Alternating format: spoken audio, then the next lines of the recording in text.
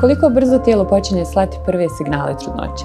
Tijelo počinje da šalje prve signale u trudnoći već sedmicu do dvije nakon začeća. Neke žene to mogu osjećati prije izostanka menstruacije, a neke iza. Obično su to simptomi osjetljivost u grudima, učestalo mokrenje ili umor. A 4 do 6 nedelja od izostanka menzesa se javljaju prve mučnine. Zašto nastaju mučnine? Šta je njihov pravi uzrok? Mučnine obično nastaju zbog porasta humanog hormonskog gonadotropina. To je hormon koji luči posteljica.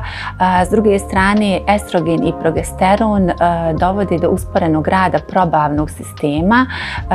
To je da zamislite kao da hormoni šalju u tijelu signal da uspori strojeve jer se rađa novi život i zatim nastaje mučnina. To je kod mučnine recimo veći je problem ako je više plodna trudnoća ili je nivo HCG-a izrasto visok.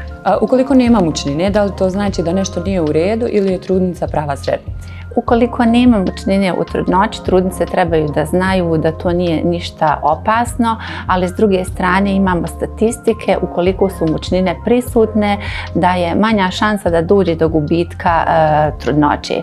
Jer čak do 80% je mučnina prisutna unutar prvih sedmica zato što raste taj nivo humanog hormonskog gonadotropina.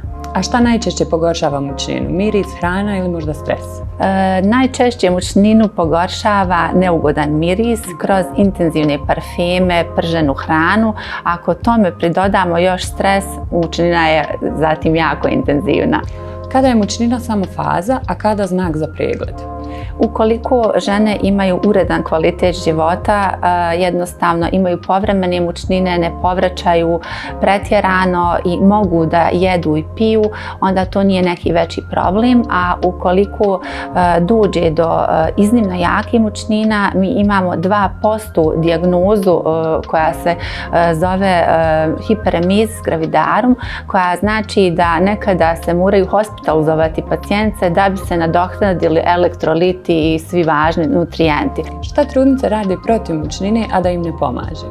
Ono što ne pomaže protiv mučnine je da trudnice izbjegavaju ujutru da jedu ili da konzumiraju odjednom veće količine tečnosti i nekad koriste prenatalne vitamine sa visokom dozom željeza. Pa šta biste onda vi preporučili trudnicama koji žele neko blago rješenje protiv mučnine? Prije svega moram reći da je pravilna ishrana jako važna. Želudac ne smije biti ni pun ni prazan. Posebno u jutarnjim satima savjetuje se na noćnom ormarču imati ili keksić ili badem i to uzeti prije nego što trudnica ustane. S druge strane volimo preporučiti čaj od džumbira, međutim sad na tržištu imamo olakšicu antimetil koji se može uzeti u vidu tablete da olakša mučnine.